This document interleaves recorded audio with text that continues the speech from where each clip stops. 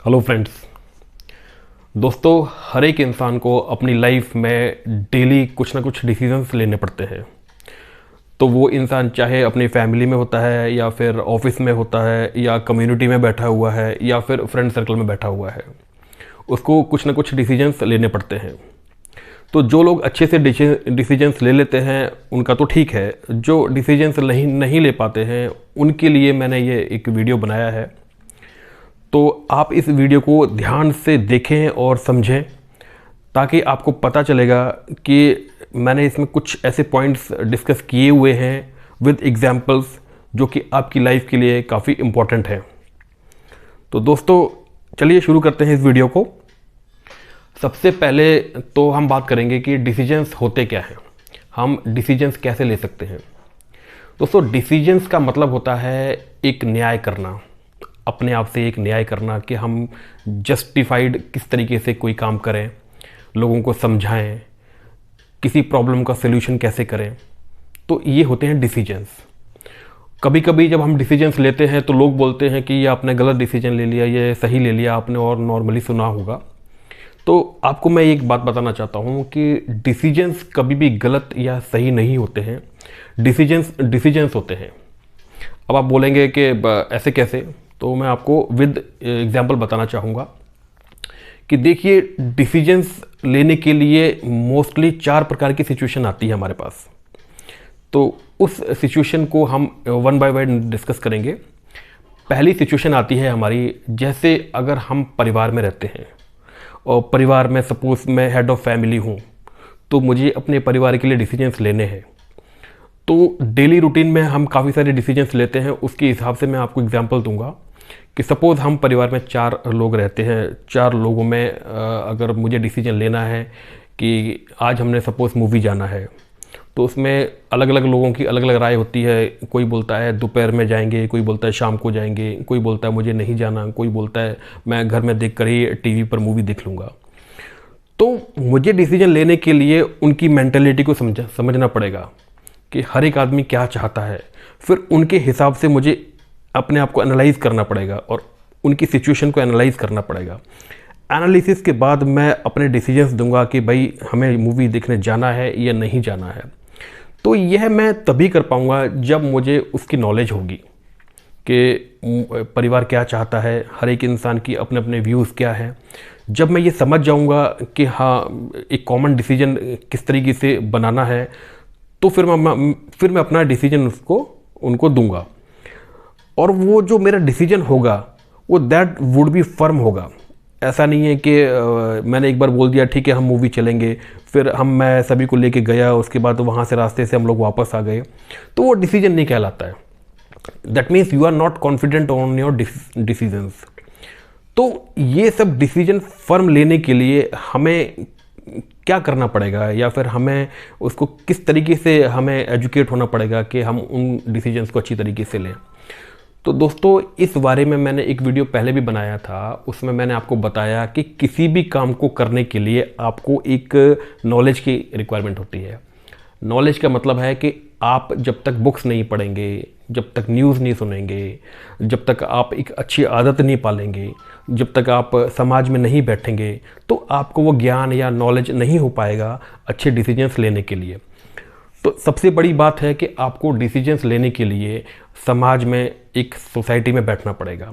Society means अच्छी society में बैठना पड़ेगा जहाँ इंटेलेक्चुअल लोग बैठते हैं, और अच्छी आदतें डालनी पड़ेंगी, जैसे न्यूज़पेपर पढ़ना है सुबह, या सुबह जल्दी उठना है, दौड़ना, भागना, एक्सरसाइज। ये सारी चीज़ें एक कॉमन रहती हैं, इंटर रिलेटेड है ये सारी चीज़ें। जब ये सारी चीज़ें आप करोगे तो आप डेफिनेटली देखोगे कि धीरे धीरे आपका जो डिसीजिव पावर है वो बढ़ती जाएगी। तो इस तरीके से आप डिसीजंस अच्छे ले सकते हो जो कि आपके लिए, आपके परिवार के लिए अच्छे होंगे। इसके साथ ही नेक्स्ट एग्जांपल हम देंगे कि परिवार में सपोज कोई खाना बन रहा है, या फिर कोई बोलता है मुझे ये चाहिए खाने के लिए, कोई बोलता है ये चाहिए, तो मेरा अपना अलग डिसीजंस है।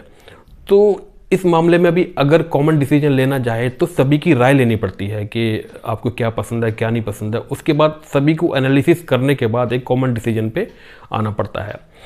तो ये एक आर्ट है, डिसीजन लेना एक आर्ट होती है, और आर्ट तो किसी भी चीज़ के लिए प्रैक्टिस करी जाती है। अगर आप प्रैक्टिस करोगे तभी इस स्किल को मास्टर कर पाओगे। डिसीजन लेने के लिए दूसरी सिचुएशन आती है दोस्तों, जब हम नौकरी करते हैं। नौकरी प्राइवेट हो सकती है और सरकारी हो सकती है।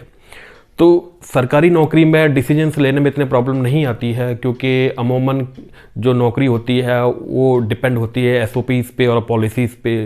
तो जो पॉलिसी में कहा जाता है उसके हिसाब से हमें काम करना पड़ता है। फिर भी एक बॉस होता है, उसके अंदर सबॉर्डिनेट होते हैं, तो उसको डिसीजन लेने में कभी कभी प्रॉब्लम आती है। Decision in the mean time के जब एडमिनिस्ट्रेशन देखना पड़ता है तो बहुत सारी चीज़ें होती हैं।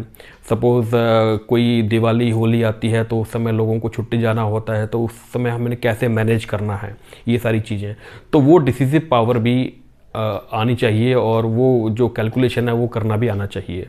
तो इसके लिए भी मैंने आपको बताया कि एक प्रैक्टिस की रिक्वायरमेंट होती है, और आपको अपनी आंखें और दिमाग हमेशा खुला रखना चाहिए कि कैसे चल रहा है और क्या क्या चीज़ें हो रही हैं ऑफिस में। एक आपको एक ब्रॉड लुक देना पड़ेगा, हर एक इंसान को समझना पड़ेगा किसकी रिक्वायरमेंट कब है, किसको नेसेसिटी ज़्यादा है। ये कैलकुलेशन और एनालिसिस के ऊपर आप डिसीजन ले सकते हो।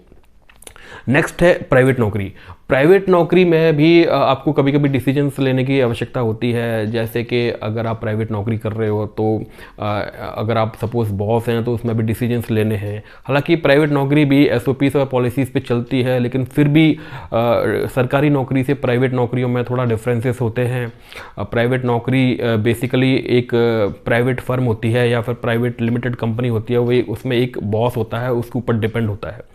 सरकारी नौकरी में ऐसा नहीं है। सरकारी नौकरी में एक हायरार्की होती है, जूनियर, सीनियर, फिर उससे भी सीनियर, फिर उससे भी सीनियर। प्राइवेट नौकरी में होल सोल एक इंचार्ज रहता है, उसकी अपनी कंपनी होती है, तो उसके हिसाब से वो काम करते हैं। हालांकि उसमें भी आपको डिसीजंस लेने पड़ते हैं, वही टाइप के डिसीजंस के हमने किसको क्या काम देना है, किसको कब छुट्टी भेजना है, कैसे किससे कैसे काम लें। उसके बाद आपको एक्सपीरियंस की आवश्यकता होगी, आपको एनालिसिस करने पड़ेंगे, और ये तभी संभव है जब आप अपने आप को अपडेट रखेंगे। अपडेट इन द मीन्स कि आप न्यूज़ सुनेंगे, आप पढ़ाई लिखाई करेंगे, अच्छी संगति में बैठेंगे, और आप डेली प्रैक्टिस करेंगे डिसीजंस लेने की। तो इस तरीके से आप एक अच्छे डिसीजिव मेकर बन सकते हो। तो ये कुछ तरीके थे कि जिसके द्वारा आप इस फील्ड में भी एक अच्छा डिसीजन ले सकते हो। तीसरी सिचुएशन है डिसीजन लेने की, वो होती है जैसे किसी का बिजनेस चल रहा है, तो बिजनेस के अंदर अपने प्रॉफिट को कैसे ऊपर ले जाना है, कैसे नीचे लेके जाना है, कितने एम्प्लॉयज़ रखने हैं हमने, किसको रखना है, किसको निकालना है। ये बहुत सारे डिसीजंस होते हैं।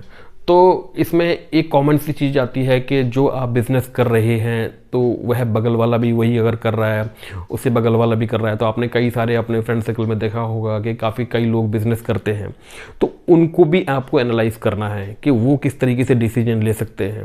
क्योंकि दोस्तों मैं आपको यहाँ पर एक चीज़ बात बताना चाहता हूँ कि हमेशा रेफरेंसेस के साथ जुड़े रहिए। रेफरेंसेस का मतलब है कि आप दूसरों को देखिए, अपने से बड़े लोगों को देखिए, वो किस तरीके से काम कर रहे हैं, किस तरीके से वो डिसीजन ले रहे हैं। इन द सेंस कि एक एजुकेशन आपको इसमें भी होनी चाहिए, एक नॉलेज होनी चाहिए। जब आपको ये एजुकेशन आप उनसे लेंगे और नॉलेज जब आपको होगी तो ऑटोमेटिकली आपकी डिसीसिव पावर बढ़ेगी। इसके बाद जो है कुछ प्रॉब्लम्स ऐसी आती हैं, कॉमन प्रॉब्लम्स होती हैं जो कि कभी कभी हम सॉल्व नहीं कर पाते हैं इस सिचुएशन में भी। सपोज़ किसी की प्रॉब्लम ऐसी है, किसी एम्प्लॉइज़ का कुछ प्रॉब्लम हो गया, तो उस समय क्या है कि फाइनेंशियल कंडीशन हमारी ठीक नहीं है, पर उस एम्प्लॉय को मोटिवेट करने के लिए हमें कुछ ना कुछ उसको फंड्स की रिक्वायरमेंट होती है, कहीं ना कहीं से अरेंजमेंट करना पड़ता है। तो ये सब चीज़ें भी आपको अरेंज करनी पड़ेंगी। हालांकि आपके पास फंड्स नहीं है, फिर भी मोटिवेशन के लिए उसकी रिक्वायरमेंट होती है। तो that kind of decision you have to take. अगर आप वो डिसीजन लेंगे, उसके बाद आप देखेंगे आपका जो बिजनेस है स्मूथ फंक्शनिंग में चलेगा और ऐसी कोई प्रॉब्लम नहीं आएगी आपको। तो छोटी छोटी बातें होती हैं जिसकी वजह से आप कभी घबराएं ना, इसको आप कूल माइंड से सोचें और समझें, और उसी के हिसाब से अप्रोप्रिएट आप डिसीजन ले सकते हैं। अगर आप डिसीजन नहीं ले पाते हैं तो आप अपने आप अंदर झांकें और एनालाइज करें कि आज दिन भर में ये सिचुएशन रही, इसका बेस्ट से बेस्ट सोल्यूशन क्या हो सकता है। उसके लिए आपको अपने ऊपर टाइम देना पड़ेगा। टाइम देना बहुत इम्पॉर्टेंट है। कम से कम दिन में आप अपने लिए आधा घंटा तो निकालें कि आज मैंने दिन भर सुबह उठा, उसके बाद आज शाम तक मैंने क्या किया, उसका एक एनालिसिस करें। एनालिसिस करने के बाद फिर आपको पता चलेगा कि हमने क्या सही किया, क्या गलत किया। उससे भी आपको काफ़ी इंस्पिरेशन मिलेगी और आपको नॉलेज होगा कि हम किस तरीके से डिसीजन ले सकते हैं। अगर ये प्रैक्टिस चलेगी आपकी, और कुछ समय के बाद आप देखेंगे कि आपकी जो डिसीजिव मेकिंग पावर है वो बढ़ती जाएगी, और ये आपको पता नहीं चलेगा। जब आपके फ्रेंड सर्कल में आपको बैठेंगे तो वो बोलेंगे कि आप तो बिल्कुल बढ़िया बोल रहे हो और बढ़िया डिसीजंस दे रहे हो, तो नॉर्मली आपका मोटिवेशन लेवल भी फिर बढ़ेगा। जब मोटिवेशन लेवल बढ़ेगा तो आपको सीखने की और इच्छाएं होंगी। जब सीखने की इच्छाएं होंगी तो आपको नॉलेज बढ़ेगा। जब नॉलेज बढ़ेगा तो आप बातें बोल सकते हो, और आप जब बातें बोलोगे तो लोग समझेंगे, सुनेंगे। जब लोग समझेंगे, सुनेंगे तो automatically you will become a good leader.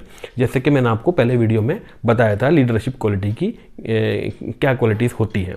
तो दोस्तों, इसके लिए आपको क्या करना है, ये जो सारी चीज़ें मैं आपको बता रहा हूँ, ये आपको ध्यान से ओबे करनी है, सारी चीज़ें उसको प्रैक्टिस करनी है। जब आप ये सब चीज़ें करोगे तो ग्रेजुअली जो है ना, आप इसको समझ जाओगे और आपको कोई प्रॉब्लम नहीं आएगी। दोस्तों, चौथी सिचुएशन आती है डिसीजन लेने की, जब हम अपनी पर्सनल लाइफ में डिसीजन लेते हैं। तो पर्सनल लाइफ में डिसीजंस लेने के लिए सबसे अच्छी बात यह है कि आपको कहीं भी जाना है तो अपने ऊपर डिपेंड होके जाना है, कभी भी किसी का सहारा नहीं लेना।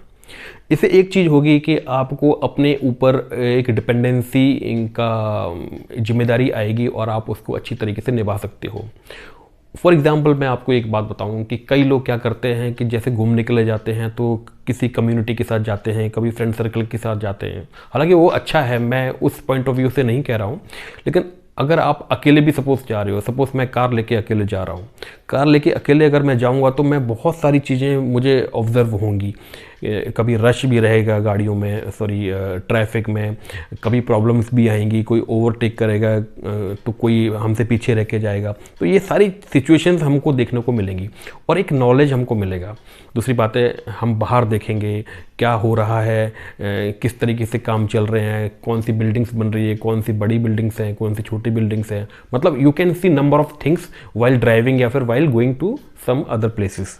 तो इन सब चीज़ों को आपको ध्यान से देखना है और इन सब चीज़ों से एक नॉलेज लेनी है कि प्रैक्टिकल लाइफ में क्या होता है।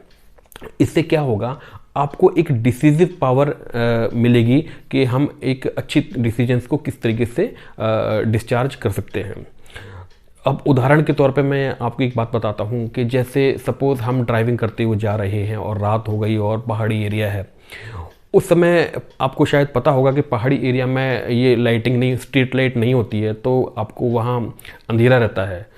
जब अंधेरा रहता है, आप नाइट ड्राइविंग अगर कर रहे हो तो आपके अंदर एक करेज आता है कि भाई हाँ, मैं ड्राइव कर सकता हूँ। जब आपके अंदर करेज आएगा तो करेज से फिर आपको एक डिसीजन मेकिंग पावर आती है, नहीं मैं कर सकता हूँ। जब आप कर सकते हो तो ये जो चीज़ है ना, कर सकते हो, यही एप्लीकेबल होती है अपनी पर्सनल लाइफ में भी और नौकरियों में भी, घरों में भी और हर जगह, हर कम्युनिटी में भी, कि किस तरीके से आप डिसीजन ले सकते हो।